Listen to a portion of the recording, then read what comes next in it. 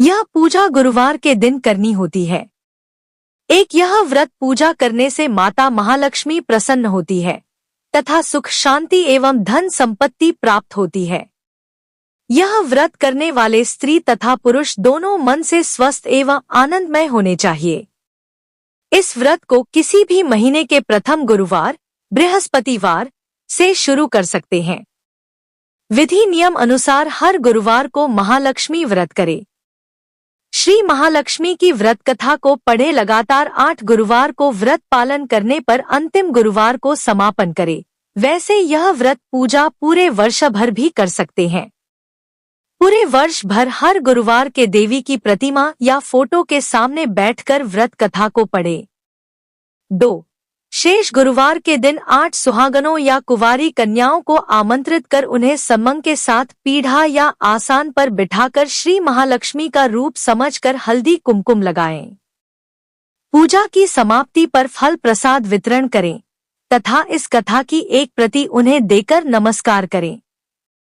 केवल नारी ही नहीं अपितु पुरुष भी यह पूजा कर सकते हैं। वे सुहागन या कुमारिका को आमंत्रित कर उन्हें हाथ में हल्दी कुमकुम प्रदान करें तथा व्रत कथा की एक प्रति देकर उन्हें प्रणाम करें। पुरुषों को भी इस व्रत कथा को पढ़ना चाहिए।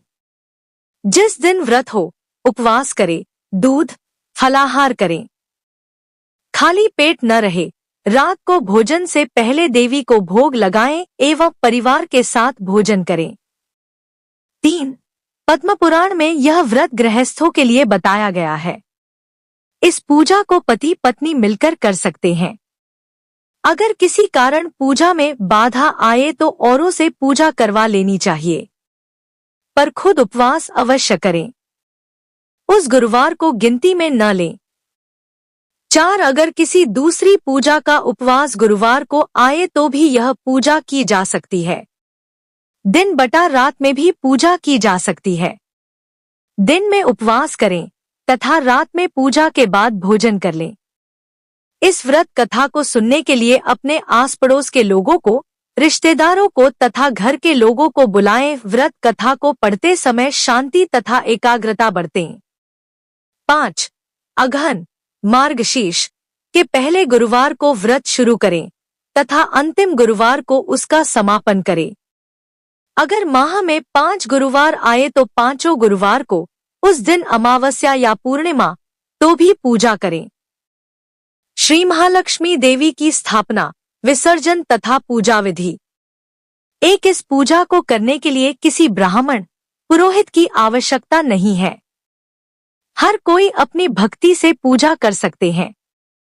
एक दिन पूर्व ही घर को गोबर से लेप ले या फिर गीले कपड़े से पोंछ लें।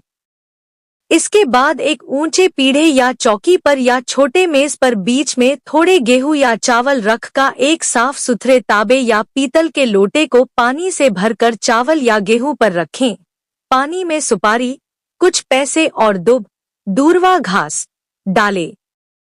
ऊपर से लोटे में चारों तरफ 5 तरह के पेड़ के 5 या 7 पत्ते डालकर बीचों बीच एक नारियल रखें। उस नारियल पर बाजार में उपलब्ध देवी के मुखौटे या चेहरे को बांध या चिपका दें और लोटे पर हल्दी कुमकुम लगाएं और साथ ही उस लोटे के गले में लोटे के हिसाब से लहंगा बांध दे और नारियल के ऊपर एक छोटी चुनरी भी चढ़ा देवे। साथ ही देवी की प्रतिमा या फोटो को पूर्व दिशा में मुंह करके या उत्तर दिशा में मुंह करके स्थापना करनी चाहिए। इस व्रत कथा की पुस्तक में जो फोटो है उसे भी सामने रखें तथा पूजा प्रारंभ करें। 2. इसके बाद आचमन। केशवाय नमः, नारायणाय नमः, माधवाय नमः, इन तीनों मंत्रों को पढ़कर प्रत्येक मंत्र से एक एक आचमन करें। फिर गोविंदाय नमः बोलते हुए हाथ धो ले। फिर देवी को फूलों से जल का छींटा देते हुए स्नान करवाएं और हल्दी कुमकुम लगाएं, पुष्प हार अर्पित करें, धूप दीप जलाएं। फिर इसके बाद भोग लगाकर महालक्ष्मी व्रत के महात्म्य का पाठ करें। शुरू में महालक्ष्मी नमन अष्टक का पाठ करें, फिर देवी को प्रणाम कर कथा का पाठ शुरू करें। कथा की समाप्ति पर देवी की आरती उतारें तथा फिर से प्रणाम करें। 3 रात को फिर देवी की पूजा करें, मिष्ठान का भोग लगाएं तथा गौ माता के लिए भी अन्न रखें और दूसरे दिन सुबह गौ माता को उनका हिस्सा अर्पित करें। इसके बाद परिवार के सदस्यों के साथ मिलकर भोजन करें। 4 दूसरे दिन सुबह स्नान करके पेड़ के पत्तों को निकले और घर में अलग अलग जगह रखें। पानी को समुद्र, नदी, तालाब, कुएं या तुलसी की क्यारी में डाल दें। जिस जगह पूजा की हो वहां हल्दी कुमकुम छिड़क कर 3 बार प्रणाम करें। इसी प्रकार महीने के हर गुरुवार को करें। मार्गशीर्ष, अघन मास के 4 गुरुवार हो तो चारों और 5 हो तो पांचों को इसी प्रकार पूजन करें। पद्म पुराण में कहा गया कि जो कोई भक्त हर वर्ष श्री महालक्ष्मी जी का यह व्रत करेगा उसे सुख संपदा और धन लाभ होगा। 5 कुछ लोग इसे केसरी व्रत भी कहते हैं, परंतु इस व्रत में किसी खास रंग के परिधान की कोई जरूरत नहीं है। इसके अलावा महालक्ष्मी मंत्र, 40, आरती इत्यादि का भी पाठ करना चाहिए। श्री महालक्ष्मी महात्म्य कथा। श्री महालक्ष्मी की व्रत कथा गुरुवार की कथा। आइए भक्तजनों ध्यान से सुने श्री महालक्ष्मी की व्रत कथा। गुरुवार की व्रत कथा, इसे श्रावण और पठन करने से दुख दारिद्र्य दूर हो जाता है। श्री महालक्ष्मी माता की कृपा से सुख, संपत्ति, ऐश्वर्य प्राप्त होता है, मन की इच्छा पूरी होती है। श्री महालक्ष्मी माता के अनेक रूप तथा नाम हैं। भूतल में वे छाया, शक्ति, तृष्णा, शांति, जाति, लज्जा, श्रद्धा, कांति, वृत्ति, स्मृति, दया, तुष्टि, माता, अधिष्ठात्री एवं लक्ष्मी के रूप में स्थित है। उन्हें प्रणाम करते हैं। कैलाश पर्वत पर पार्वती, क्षीरसागर में सिंधुकन्या, स्वर्गलोक में महालक्ष्मी, भूलोक में लक्ष्मी, ब्रह्मलोक में सावित्री, ग्वालों में राधिका, वृंदावन में रासेश्वरी, चंदनवन में चंद्रा, चंपकवन में गिरजा, पद्मवन में पद्मा, मल्टीव में मालती, कुंदनवन में कुंददंती, केतकी वन में सुशीला, कदम्बवन में कदम्बमाला, राजप्रसाद में राजलक्ष्मी और घर घर में गृहलक्ष्मी इन विभिन्न नामों से पहचानी जाती है। इस तरह सर्वथा चारों और सर्वभूत में सुपरिचित माता श्री महालक्ष्मी की यह कथा है। अब हम इसका श्रावण पठन करेंगे।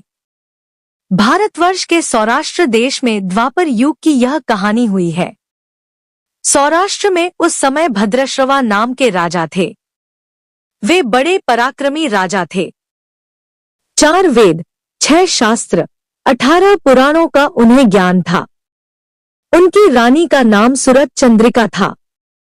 रानी दिखने में सुंदर और सुलक्षणा थी तथा पतिव्रता थी। उन दोनों को 7 पुत्र तथा उसके बाद एक कन्या का वरदान मिला था। कन्या का नाम शांबाला था। एक बार महालक्ष्मी जी के मन में आया कि जाकर उस राजा के राजप्रसाद में रहे। इससे राजा को दुगनी धन दौलत की प्राप्ति होगी और वह इस धन दौलत से अपनी प्रजा को और सुख दे पाएगा। गरीब के घर अगर रहे और उसे धन दौलत प्राप्त हो तो वह स्वार्थी की तरह केवल अपने ऊपर ही खर्च करेगा। यह सोचकर श्री महालक्ष्मी जी ने बुरी ब्राह्मण स्त्री का रूप धारण किया। हाथ में लाठी लिए लाठी के सहारे रानी के द्वार तक पहुंची। यद्यपि उन्होंने बुरी औरत का रूप धारण किया था पर उनके चेहरे पर देवी का तेज था। उन्हें देखते ही एक दासी सामने आई। उसने इनका नाम, धाम, काम, धर्म पूछ डाला। वृद्ध ब्राह्मण का रूप धारित माता लक्ष्मी ने कहा, बालिके मेरा नाम कमला है, मेरे पति का नाम भुवनेश है। हम द्वारिका में रहते हैं। तुम्हारी रानी पिछले जन्म में एक वैश्य की पत्नी थी। वह वैश्य गरीब था। दारिद्र्य के कारण हर रोज घर में झगड़े होते थे तथा उसका पति रोज उसे मारता था। इन बातों से तंग आकर वह घर छोड़कर चली गई तथा वन जंगल में खाली पेट भटकने लगी। उसकी इस दुर्दशा पर मुझे दया आई। तब मैंने उसे सुख संपत्ति देने वाली श्री महालक्ष्मी की कथा सुनाई। मेरे कहने पर उसने श्री महालक्ष्मी का व्रत किया। श्री महालक्ष्मी प्रसन्न हुई, उसकी गरीबी दूर हुई। उसका घर संसार दौलत, संतति, संपत्ति से भर गया। बाद में पति पत्नी दोनों परलोक सिधारे। लक्ष्मी व्रत करने के कारण वे लक्ष्मी लोक में रहे। उन्होंने जितने साल महालक्ष्मी का व्रत किया उतने हजारों साल उन्हें सुखभोग मिला। इस जन्म में उसका जन्म राजघराने में हुआ है, परंतु वह श्री महालक्ष्मी का व्रत करना भूल गई है। उसे यह याद दिलाने में यहाँ आई हूँ। बुढ़िया की बातें सुनकर दासी ने उन्हें प्रणाम किया तथा श्री महालक्ष्मी का व्रत किस तरह किया जाए इस बारे में पूछा। बुढ़िया रूप धारण किए हुए श्री महालक्ष्मी माता ने दासी को पूजा की विधि तथा महिमा बताई।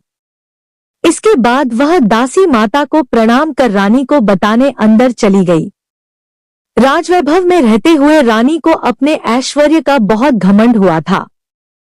संपत्ति तथा अधिकार की वजह से वह उन्मत्त हो गई थी। दासी द्वारा बताई गई बुढ़िया की बातें सुनकर वह आग बबूला होकर राजद्वार पर आकर बुढ़िया रूपी श्री महालक्ष्मी पर बरस पड़ी। उसे यह मालूम नहीं था कि श्री महालक्ष्मी माता बुढ़िया का रूप धारण किए द्वार तक आई है, परंतु रानी का इस कदर रूख बर्ताव तथा अपना अनादर देखकर माता ने वहां ठहरना ठीक न समझा। वे वहां से चल पड़ी। राह में उन्हें राजकुमारी शांबाला मिली। उन्होंने शांबाला को सारी बात बताई। शांबाला ने अपनी ओर से श्री महालक्ष्मी माता से क्षमा मांगी। माता को उस पर दया आई। उन्होंने शांबाला को श्री महालक्ष्मी व्रत के बारे में बताया। उस दिन अघन मार्गशीर्ष माह का पहला गुरुवार था। शांबाला ने परम श्रद्धा से श्री महालक्ष्मी का व्रत रखा।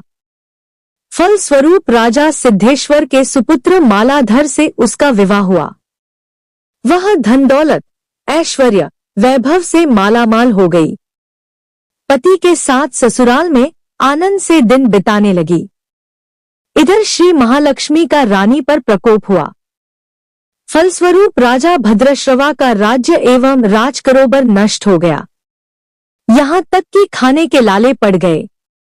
ऐसी हालात में एक दिन रानी ने राजा से निवेदन किया, हमारा दामाद इतना बड़ा राजा है, धनवान है, ऐश्वर्यशाली है, क्यों न उसके पास जाए, अपना हाल उसे बताए, वह जरूर हमारी मदद करेगा। इस बात पर राजा भद्रश्रवा दामाद के पास रवाना हुए। राज्य में पहुंचकर एक तालाब के किनारे थोड़ी देर विश्राम लेने के लिए ठहरे। तालाब से पानी लेने आते जाते दसियों ने उन्हें देखा। उन्होंने विनम्रता से उनकी पूछताछ की। जब उन्हें यह मालूम हुआ कि वे रानी शांबाला के पिता हैं, तो दौड़ते हुए जाकर उन्होंने रानी को सारी बात बताई। रानी ने दासी के हाथ राज परिधान भेजकर बड़े ठाट से उनका स्वागत तथा आदर सत्कार किया, खान पान करवाया। जब वे लौटने लगे तो सोने की मोहरों से भरा घड़ा दिया। राजा भद्रश्रवा जब वापस लौटे तो उन्हें देखकर रानी सूरत चंद्रिका खुश हुई। उन्होंने सोने की मोहरों से भरे घड़े का मुंह खोल, पर हाय भगवान, घड़े में धन के बदले कोयले मिले। यह सब श्री महालक्ष्मी के प्रकोप से हुआ। इस प्रकार दुर्दशा में और कई दिन बीत गए। इस बार रानी स्वयं अपनी कन्या के पास गई। वह दिन अघन माह का अंतिम गुरुवार था। शांबाला ने श्री महालक्ष्मी का व्रत किया, पूजा की, अपनी माता से भी व्रत करवाया। इसके बाद रानी अपने घर आई। श्री महालक्ष्मी का व्रत रखने पर उसे फिर से अपना राजपाट, धन दौलत, ऐश्वर्य प्राप्त हुआ। वह फिर से सुख, शांति, आनंदमय जीवन बिताने लगी। कुछ दिनों बाद राजकन्या शांबाला अपने पिता के घर आई। उसे अपने घर देखकर सूरत चंद्रिका को पुरानी बातें याद आई। यही कि शांबाला ने अपने पिता को घड़ा भर कोयला दिया था और उसे तो कुछ भी नहीं दिया था। इसी कारण शांबाला को पिता के घर आने पर उसका कोई आदर आतिथ्य नहीं हुआ, बल्कि अनादर हुआ। पर उसने इस बात का बुरा नहीं माना। अपने घर लौटते समय उसने पिता के घर से थोड़ा नमक ले लिया। आपने घर लौटने पर उसके पति ने पूछ, अपने मायके से क्या लाई हो? इस पर उसने जवाब दिया, वहां का सार लाई हूं। पति ने पूछा, इसका मतलब क्या हुआ? शांबाला ने कहा, थोड़ा धीरज रखे, सब मालूम हो जाएगा। उस दिन शांबाला ने सारा भोजन नमक डाले बिना बनाया और परोसा। पति ने खाना चखा। सारा खाना नमक बिना था, इसलिए स्वाद न आया। फिर शांबाला ने थाली में नमक डाला, इससे सारा भोजन स्वादिष्ट लगने लगा। तब शांबाला ने पति से कहा, यही है वह मायके से लाया हुआ सार। पति को उसकी बात सही लगी। फिर वह दोनों हंसी मजाक करते हुए भोजन करने लगे। कहा गया है कि इस तरह जो कोई श्रद्धा भाव से श्री महालक्ष्मी की पूजा करे उसे माता की कृपा प्राप्त होती है, सुख संपत्ति शांति प्राप्त होती है, सभी मनोकामनाएं पूरी होती है। परंतु यह सब प्राप्त होने पर माता की पूजा को भूलना नहीं चाहिए। हर गुरुवार को व्रत पाठ अवश्य करना चाहिए। इस तरह श्री महालक्ष्मी की महिमा भक्तों की मनोकामना पूरी करती है। इस प्रकार श्री महालक्ष्मी की गुरुवार की कथा संपूर्ण होती है।